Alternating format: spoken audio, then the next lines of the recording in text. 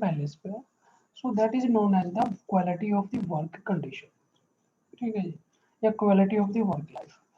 So the concept of the quality of work life. So quality of work life relationship between the employees and total working environment. Already हमने discuss किया है कि भाई जो भी आपके फैसिलिटेट करना है, जैसे suppose that you you are working in a firm, एक फर्म में आप वर्किंग कर रहे हो.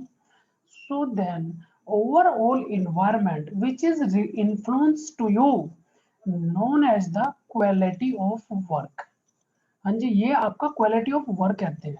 जैसे वहां पे इजी अवेलेबिलिटी है आपको रॉ मटेरियल्स की, इजी अवेलेबिलिटी, आपको सैलरी वगैरह मिल रही है, इजीली आपको जो है फैसिलिटेट किया जाता है काम करने के लिए. Suppose that you required a pen, तो आपको पेन मिल जाता है. You required a writing pad, तो आपको राइटिंग पैड मिल जाता है. So that is this position, या यू रिक्वायर्ड ट्रीट, मतलब नाश्ता या चाय, सो आपको मिल जाती है. So that is known as the good quality of work life, कि भाई ये आपकी good quality of work life. और it is related between employees and total work environment, जो उसके चारों ओर जो आपके वर्क एनवायरमेंट है उससे ये रिलेटेड है आपका quality of work life. So quality of work life is a process, एक प्रोसेस है इन विच या by which an organisation respond to the employees needs. जब एम्प्लॉयज को जो नीड्स होती है, जो भी ये जो रेस्पॉन्स है कंपनी का या ऑर्गेनाइजेशन का, so that is known as the quality of life. ये एक प्रोसेस है, जब आपको जरूरत हुई जिस चीज की आपको दे दिया गया, means related to the work, जो भी आपको वर्क रिलेटेड है. जैसे सपोज दैट टीचिंग के लिए प्रोजेक्टर चाहिए, सो प्रोजेक्टर मिल गया, so that is the good quality of work life. So it is the varying मतलब डिफरेंट करता है. वेरी मीन्स होता है different from the industry to industry, यानी कि ये industry to industries, vary means होता है अलग होता है, अलग अलग होता है, सेम नहीं होता. इसीलिए इंडस्ट्रीज की कैटेगरी और उसमें डिफरेंस आ जाता है.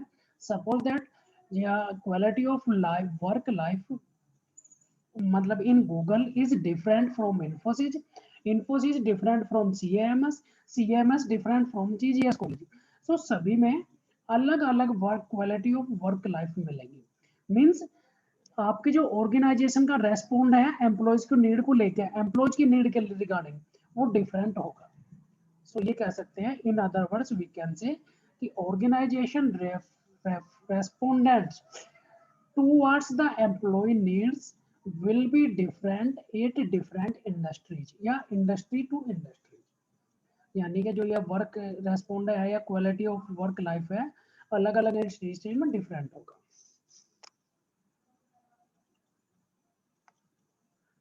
So now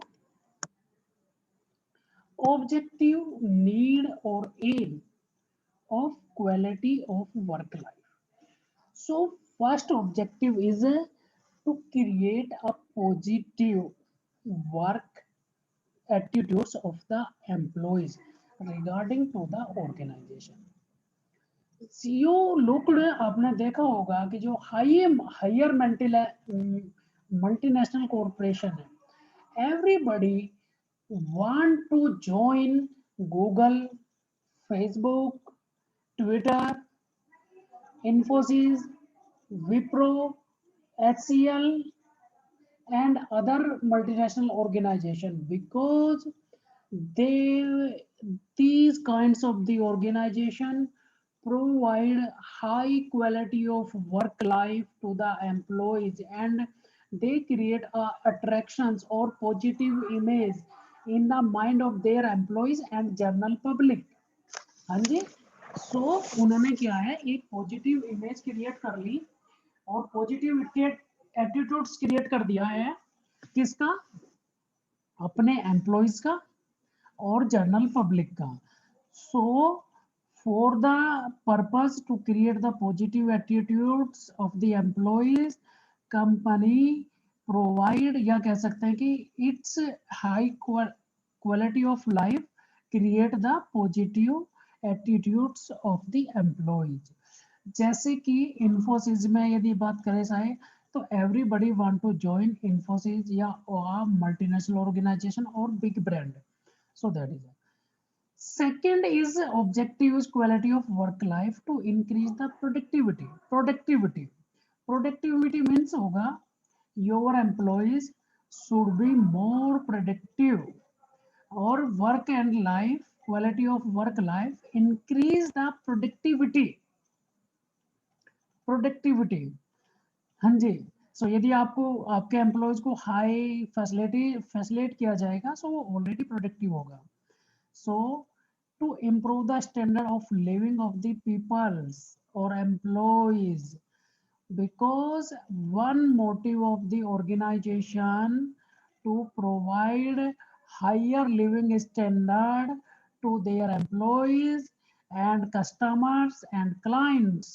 So organize quality of work life also help to improve the living standard of the peoples. हाँ जी. क्योंकि ये यदि आपको गुड प्रोडक्ट मिलेगा, सो योर लाइफ स्टाइल, जो प्रोडक्ट है वो आपका लाइफ स्टाइल को चेंज करेगा. जैसे कि आपके जो ये ड्यूरेबल प्रोडक्ट आपको मिलते हैं, लाइक आपके बेड है, आपके जो टीवी है, फ्रीजर है, रेफ्रिजरेटर्स वगैरह है, ये सभी आपके क्वालिटी ऑफ लाइफ का ही पार्ट है, जो आपको इंक्रीज मतलब एक लिविंग स्टैंडर्ड को इम्प्रूव करता है कस्टमर्स, एम्प्लॉयज एंड क्लाइंट्स.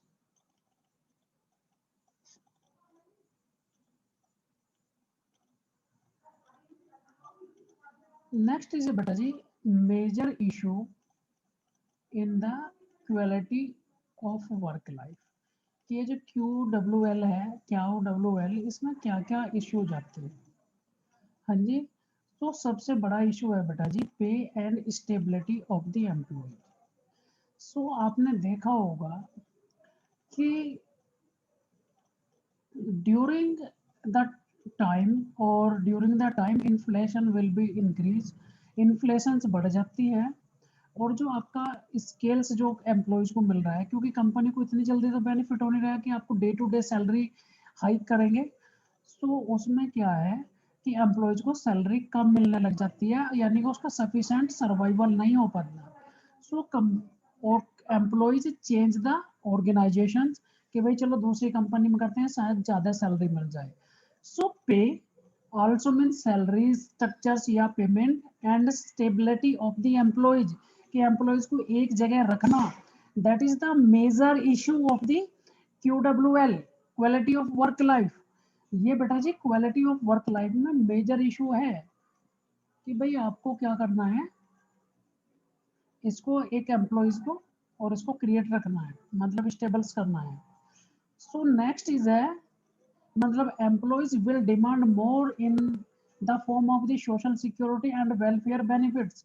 सो क्या है कि जैसे इन्फ्लेशन इंक्रीज होगी, इकोनॉमिकल सिचुएशन है, सो एम्प्लॉय मोर डिमांड करता है कि भाई मुझे और थोड़ा सा हाइक कीजिए ताकि मेरी सोशल सिक्योरिटी एंड बेनिफिट्स मुझे मिलते रहे.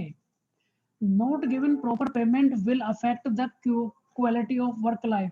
और जब कंपनी प्रॉपर गिवन पेमेंट, यानी कि पेमेंट कंप्लीट नहीं दे रही, ऑन टाइम नहीं दे रहे हैं, so that situation affect the quality of work life. वो आपके जो वर्क लाइफ है उसको डिक्रीज कर देती है.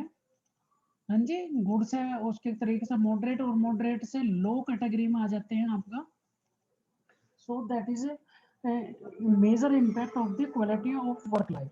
Second is a job security. Job security also play an important roles to to maintain the quality of work life. Without job security, you can't create a good quality of work life. Suppose that your employees every time he thinks about that my job is confirm or not confirm, पता नहीं कब मेरे को resignation देना पड़ जाइए, which times company tell me कि you can go. So it is the create a disbalance, and कह सकते हैं कि the employees can't prepare या can't give their 100% efforts to the organization.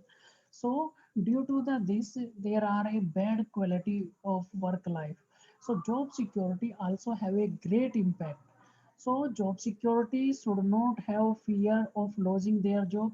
So company को एम्प्लॉयज को नहीं चाहिए या कंपनी को नहीं चाहिए कि वो एक फियर क्रिएट करे लॉस्ट जॉब का, कि भाई किसी भी बंदे को कभी निकाल देंगे।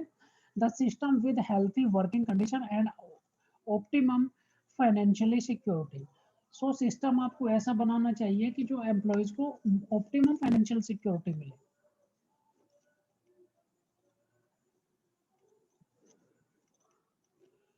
नेक्स्ट इज बेटा जी ऑक्यूपेशनल स्ट्रेस। जो ऑक्यूपेशनल स्ट्रेस है, ऑक्यूपेशनल स्ट्रेस मीन्स जो आपके काम का स्ट्रेस है। Like you are a manager, so manager has a different kinds of the stress than आपका जो सुपरवाइजर है।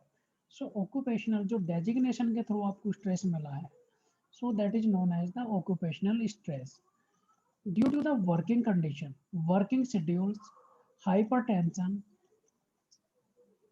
इरिटेबिलिटी, इरिटेट हो जाते हैं। सो इसके कारण जो आपको स्ट्रेस मिला है, that stress has a great impact on the quality of work life. ये स्ट्रेस भी आपके क्वालिटी ऑफ वर्क लाइफ पे आपका ग्रेट इम्पैक्ट करता है, या कह सकते हैं जरूर। Suppose that you are an organization में वर्किंग कर रहे हो, so suppose that you are a HR manager. So HR managers deal the different kinds of the persons and different kinds of the, ये आपका क्या नाम की मेंबर्स ऑफ द ऑर्गेनाइजेशन। जैसे HR department also related to the finance department, operation departments and so during the, मतलब due to the designation या stable या occupations, HR managers bear the different kinds of the stress.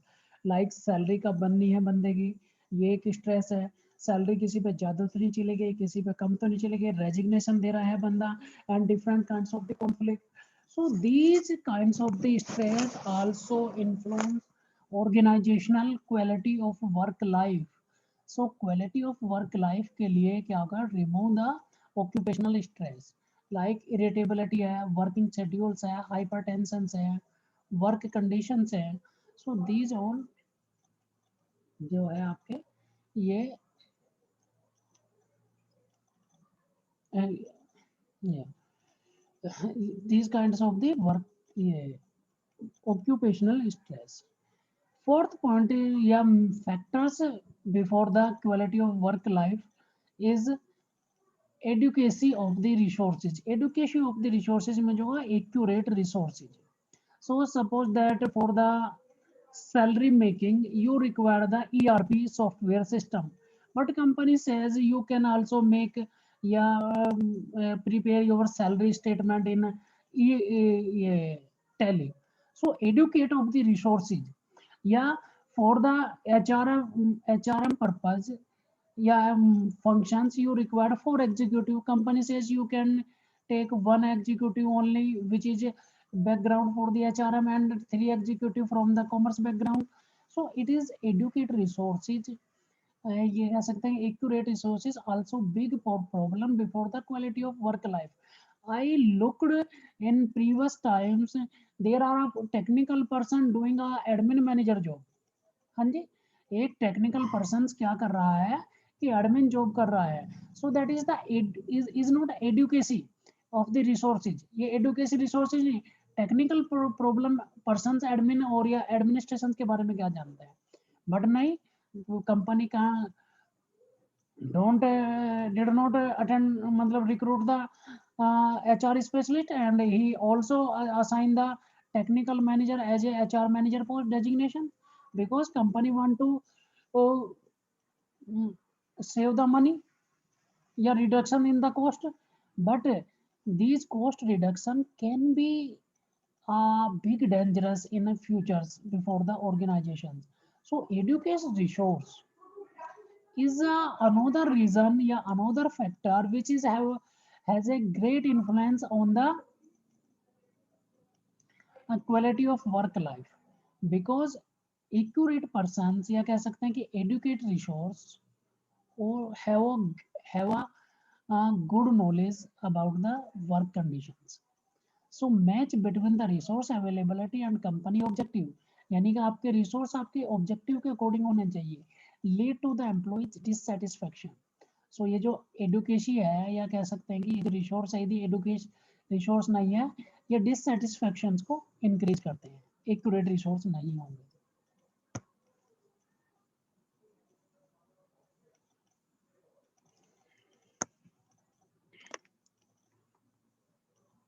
Next is बेटा जी, आपका next हो जाएगा strategy for improving of the quality of work life, QWL। कौन कौन सी strategy है जिससे आप इम्प्रूव कर सकते हो work life, quality of work life को। So Mohammad Aqib, tell me, do you know what is the quality of work life? And Julie बेटा, do you know what is the quality of work life? हाँ जी, हाँ जी बेटा, जानते हो quality of work life क्या है? आकिब, समरीना, हाँ जी बेटा। सो बेटा ऐसे जान सकते हैं हम, हाँ, क्वालिटी ऑफ वर्क लाइफ क्या है समझ लीजिए सभी। जैसे सपोज दैट ये आपका एम्प्लॉइज है, एम्प्लॉइज मे बी यू और मी, कोई भी हो सकता है, एम्प्लॉइज मैं भी हो सकता हूँ, आप भी हो सकते हैं, and different types of the working positions. ये है एक एम्प्लॉइज, एम्प्लॉइज पे डिफरेंट वेरिएबल्स और डिफरेंट फोर्सेस है जो काम करते हैं। हाँ जी, तो फोर्सेस क्या क्या काम करते हैं, जैसे कि भाई यहाँ पे बॉस हो जाएगा एम्प्लॉइज का, या मैनेजर्स हो सकता है, कोई भी हो सकता है। यहाँ पे कंपनी की पॉलिसी हो जाएगी CP, कंपनी पॉलिसी है। यहाँ पे आपका जो हो जाएगा पेमेंट वगैरह जो सा दिया जा रहा है, वेजेस एंड पेमेंट। हाँ जी, वेजेस क्या है, वेजेस एंड, और एक मिनट रुको, तो पता नहीं क्या है।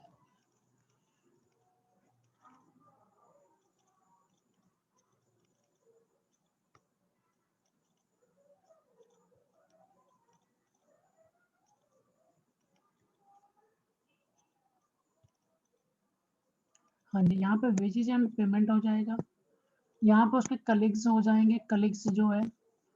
यहाँ पे आपका हो जाएगा ऑर्गेनाइजेशन की इंफ्रास्ट्रक्चर्स, अरे चल जा भाई, ऑर्गेनाइजेशन इंफ्रास्ट्रक्चर्स जो है आपके, और ये different kinds of the variables if these variable favourable for the employees. यदि ये वेरिएबल एम्प्लॉइज के फेवर में है, उसे काम करने के लिए इंसिस्ट कर रहे हैं, so that variables create the work life, and if these variable favorable for the employees, यानी कि एम्प्लॉइज के फेवरेबल है, उस पे काम को आगे बढ़ा रहे हैं, so that variable known as the quality of work life। जैसे कि यदि हम मल्टीनेशनल की काम करें, सो गूगल के बारे में आपने सुना होगा कि देयर आर नो बॉस, वहां पे कोई बॉस नहीं होता, बस आपको एक बार इंस्ट्रक्शन मिल जाते हैं कि ये काम करना है, आपको 8 घंटे में काम करके देना है, अब आप चाय पीजिए, बाहर जाइए, आइए, कोई आप पे फाउंडेशन नहीं है। So that is the good quality of work life. हाँ जी, और यदि ये फेवरेबल ना हो, so that is known as the bad quality of the work life. So that is the quality of work life. So इस तरीके की वर्क लाइफ, अच्छी सैलरी मिले, अच्छी प्रोडक्टिविटी हो जाए, अच्छा कंपनी का प्रॉफिट हो जाए, अच्छी एम्प्लॉयज की लाइफ लिविंग स्टैंडर्ड हो जाए, कस्टमर्स को गुड क्वालिटी प्रोडक्ट मिले। सो फॉर दिस, अब आ जाते हैं अपने मेन टॉपिक पे कि विच स्ट्रेटेजी या strategy for improving quality of work life do you know, कि which kinds of the strategy improve the quality of work life? हाँ जी आकिब बताइए बेटा, Aqib, am I audible? Julie बेटा, एम आई ऑडिबल? हाँ जी बच्चे, यस सर। हाँ बताइए। तो यस सर। ये जो वर्किंग कंडीशंस है, इसको इम्प्रूव करने के लिए कुछ स्ट्रेटेजी सजेस्ट कीजिए कि क्या हो सकती है। ऐसा नहीं कि जो आपने स्ट्रेटेजी पहले से चली आ रही वही ठीक होगी। सो अकॉर्डिंग यू आप कैसे इंप्रूव करोगे आपकी क्वालिटी ऑफ वर्क लाइफ, कि एम्प्लॉइज के फेवरेबल वर्क लाइफ हो और आपकी प्रोडक्टिविटी इंक्रीज हो। हाँ जी। सो बच्चे जी फर्स्टली है कि self management team. So do you know what is the self management? हाँ जी।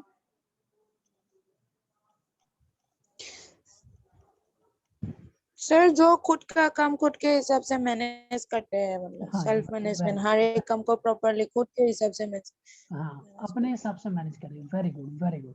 बच्चे देखो क्या होता है सेल्फ मैनेजमेंट, फर्स्टली है कि person should be self manager, means he looking at the according to the work, वो ऐसा दिखे कि जैसा काम हो। जैसे कि बात करें कि मैं आपको एक एग्जांपल देता हूँ कि when I worked in infrastructure sector, construction sector, so then I one day I required two laborer, मुझे दो लेबरर की जरूरत थी, दो मजदूर की जरूरत थी एक दिन। सो आई वांट मतलब I went to the labour market and मतलब talk to some persons. So उन्होंने कहा कि भाई यहाँ पे तो बंदे 10 बजे तक मिलते हैं, उसके बाद मिलते नहीं, आप रेलवे स्टेशन चले जाओ, वहां से आपको कुछ बंदे मिल जाएंगे। सो फिर मैं रेलवे स्टेशन गया, वहां पे उनसे पता किया कि दो मुझे बंदे लेबरर मिले, बट वे क्या थे बंदे, वो लग ही नहीं रहे कि लेबरर है, क्योंकि वो मैंने फोन करके किसी से बुलाई। हाँ जी, किसी थर्ड पार्टी रोल्स है। सो बंदों ने क्या किया हुआ था, जीन्स डाली हुई, टी शर्ट डाली हुई, और बिल्कुल एकदम जैसे बोले अप टू डेट, लाइक ऐसे लग रहे कि उन्हें देखने के सामने मैंने कहने लगा यार मैं आपके सामने मजदूर लग रहा हूँ।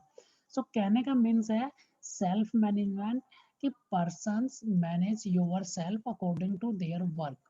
So it is known as the autonomous working group और integrated working team। और इसको हम क्या बोलते हैं बेटा जी?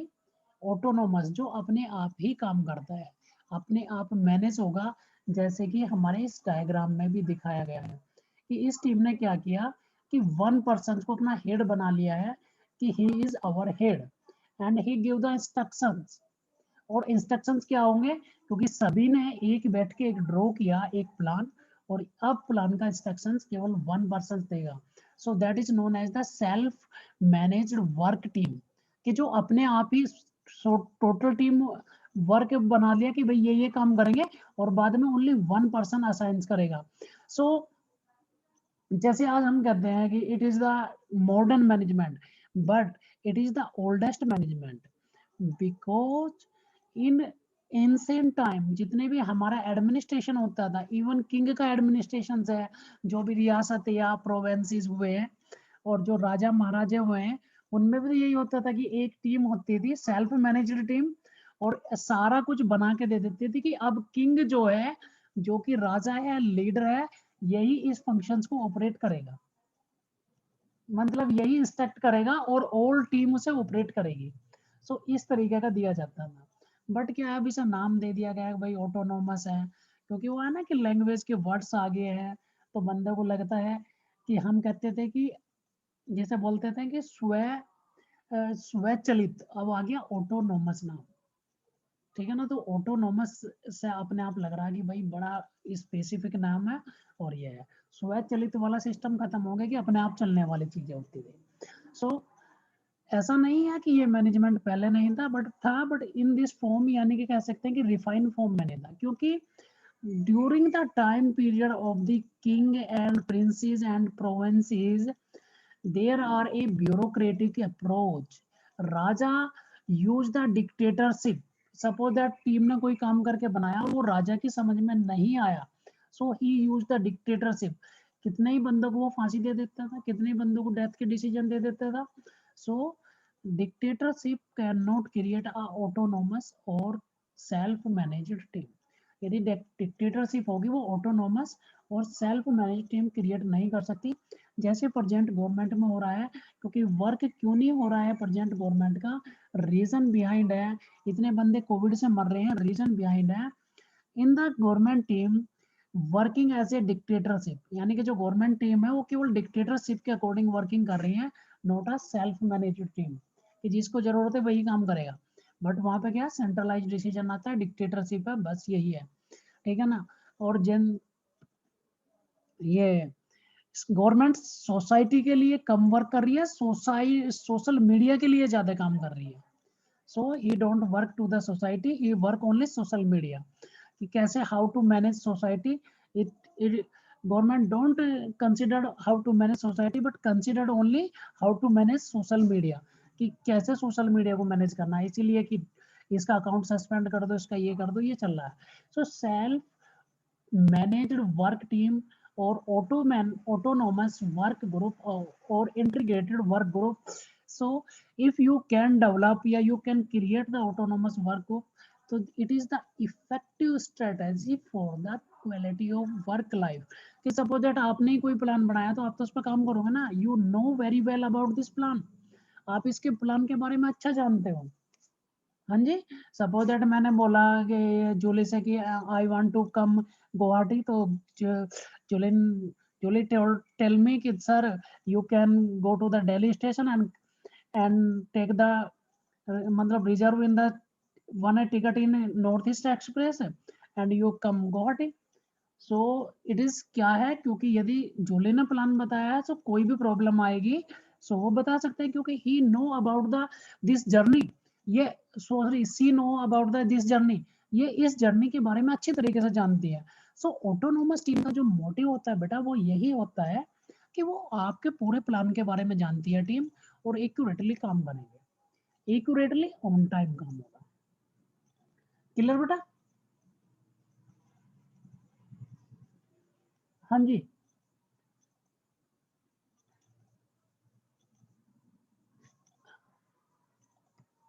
हाँ जी बच्चे, ये क्लियर हुआ? आगे बढ़ा जाए. Okay sir. हाँ जी. हाँ. सो नेक्स्ट जैसे कि ऑटोनोमस में फिर आगे क्या होगा, और जब ऑटोनोमस टीम बनी हुई है, plan coordination and control activity with the help of the team leader. जैसे कि हमने अभी डिस्कस किया है कि अब क्या होगा कि प्लान तो बना दिया, अब उस प्लान के बारे में कोऑर्डिनेट और कंट्रोल किसके थ्रू होगा, एक्टिविटीज का, जो प्लान की एक्टिविटीज है इसके थ्रू, जो आपका टीम लीडर्स होगा. हाँ जी. So in this self manage autonomous team में एम्प्लॉइज पार्टिसिपेशन, या कह सकते हैं कि मैक्सिमम एम्प्लॉइज पार्टिसिपेशन, जितने भी आपके एम्प्लॉइज उनका पार्टिसिपेशन ज्यादा से ज्यादा होगा, क्योंकि every person advice will be considered, क्योंकि सभी की एडवाइस कंसिडर की जाएगी.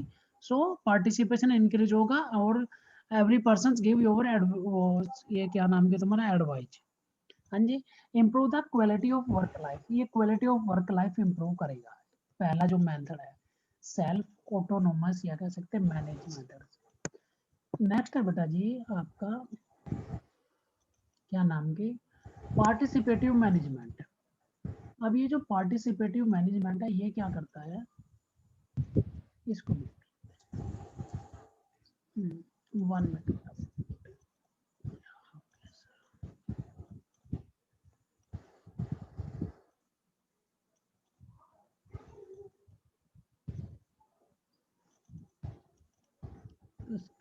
स्क्रीन गायब हो जाती है. So participative management. So second method है, if you want to create a good work life, और कह सकते हैं कि strategy for the QWL, quality of work life. So then you create a participative management structures in your organization. So आपको create करनी पड़ेगी एक participative management structures in your organisation. So participative means क्या होगा कि you take advice from your management या every person of your management. So allow the participation in management participative scheme quality circles. ठीक है ना, कोई स्कीम बना low quality circle कि भाई क्या क्या हम इसमें चेंजेस करें. Develop a positive attitudes of the employees, और इसके लिए क्या करना पड़ेगा आपको, पॉजिटिव एटीट्यूड्स डेवलप करेगा एम्प्लॉयज का. And also its improvement the quality of the work life. अब for example suppose that a organization contains the three kinds of the three managers like finance managers, HR managers and operation managers, and these manager deals with the 20% teams. So suppose that you want to make या take the decision on behalf of three managers, so their decisions may be wrong, but if you can take the decision on behalf of the total team, like 30 30 60 बंदे हुए हो गए 3 है 63%. So then all persons give their ideas, and in this idea you get the different kinds of the ideas to improve the your quality of work life या your operations. So उसके लिए क्या होगा कि डिफरेंट आइडियाज, आप यदि एक idea होगा दैट यदि वो फेल लगे तो दूसरा क्या करोगे, बट जब आप 60 पीपल से आप क्वेरी कर रहे हो, सो यू हैव द मतलब मोर देन 1 2 3 आइडियाज. सो ए प्लान, बी प्लान, सी प्लान, आपके पास सारे प्लान होंगे. वन फेल हो जाता तो आपके पास सेकंड प्लान होगा. सो ये इसलिए you require the participative management कि पार्टिसिपेटिव मैनेजमेंट में ऑल मैनेजर्स और ऑल पर्सन टेक द मतलब give the advice to the for the decision making. So that third is है कि if you use the worker supervisor relationship, so that is also play a good role of the quality of work life. अब बेटा जी क्या होता है कि ज्यादातर organisation में, मेजोरिटी ऑफ ऑर्गेनाइजेशन में सुपरवाइजर प्ले अ डिक्टेटरशिप या डिक्टेटर रोल. एक डिक्टेटर्स का रोल करेगा, वो कहता है कि who am superior and I know everything, and the advice of the juniors every time, या कह सकते हैं majority of cases he ignore. और वो क्या करता है कि इग्नोर करता रहता है advice of the junior, because he know I have the 20 years experience, I have मतलब good knowledge about the work, he don't know. So इसमें क्या है, वो सोचता रहता है कि भाई मैं ही सब कुछ जानता हूँ, वो तो कुछ जानता नहीं.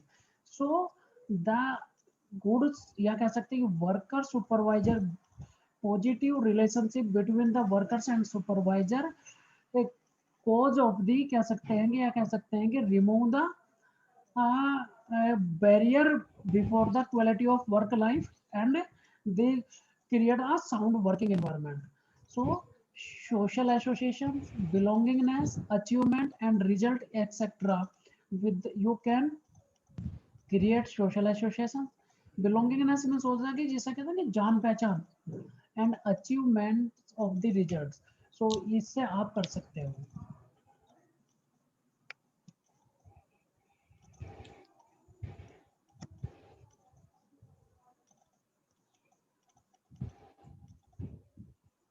नेक्स्ट बेटा जी किस तरीके से कर सकते हो, और नेक्स्ट स्ट्रेटेजी है आपकी fourth is promotions. So anybody who know about, या कह सकते हैं कि what do you mean by promotion. हाँ जी बच्चे, जोले बेटा बच जानते हो प्रमोशन क्या होता है. ऑलरेडी हम इसको डिस्कस कर चुके हैं. Mohammad Aqib, do you know what is the promotion. Samreena, बच्चे do you know what is the promotion.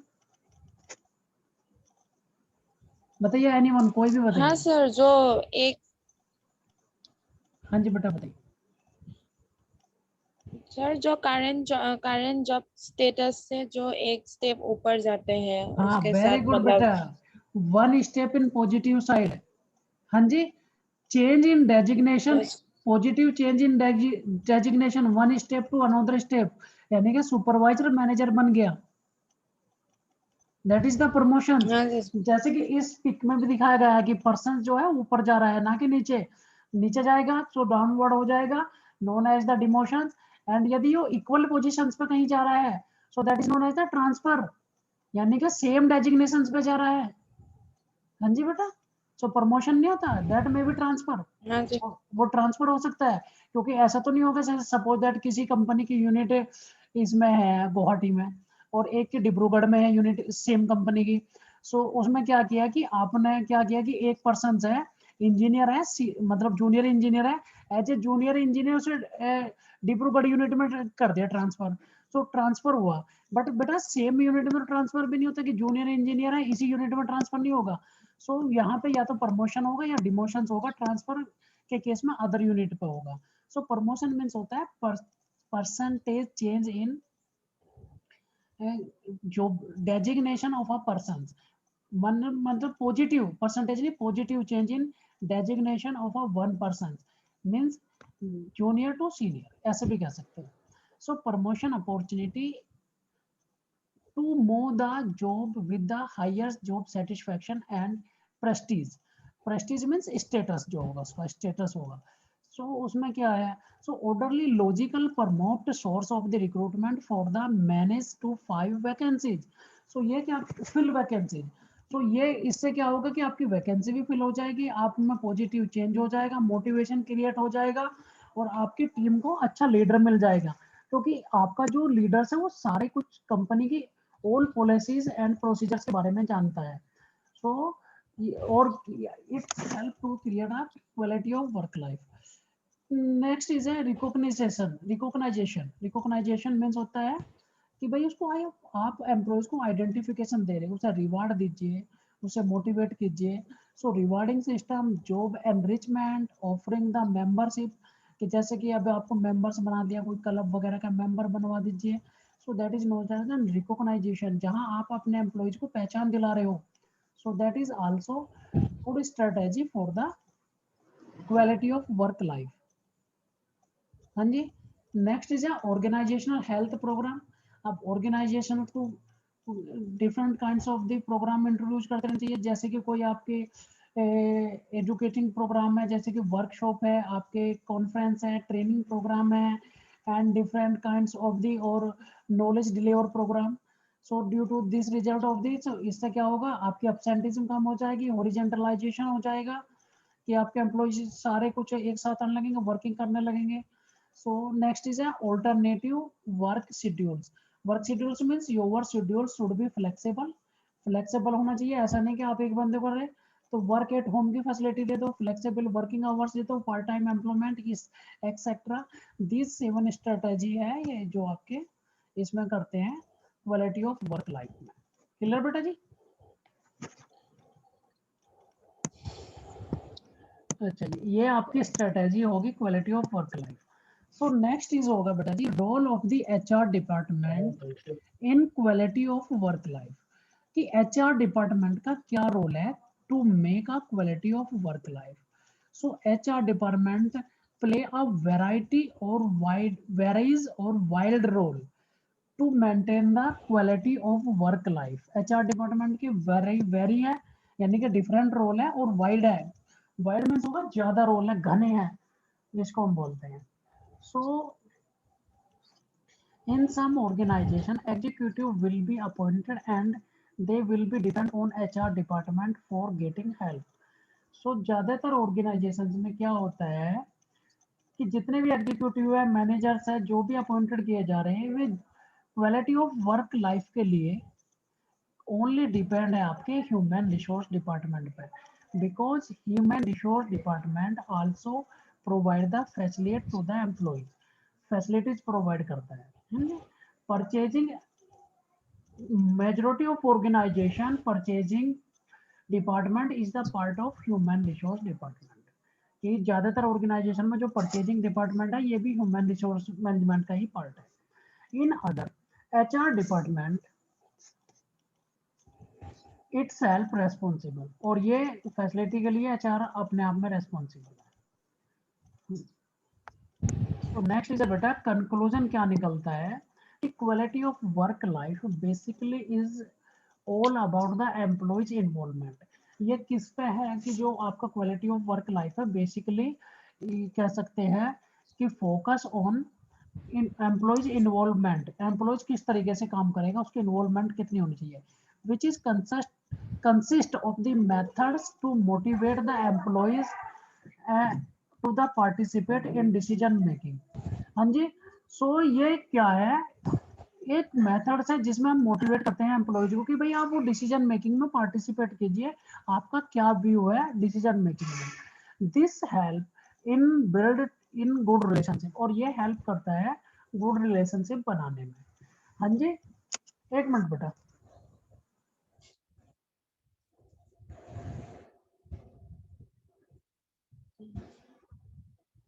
हाँ आगे वो बात करेंगे.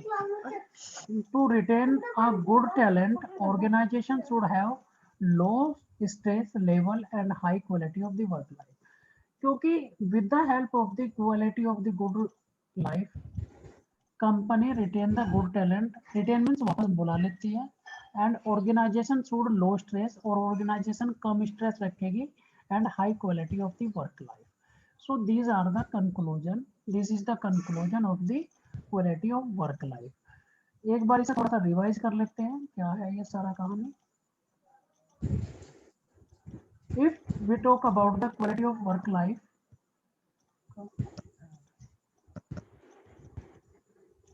तो क्या होता है quality of work life. So quality of work life is a relationship between the employees and their environment, या total working environment. It is the process by which an organisation respond to the employees need.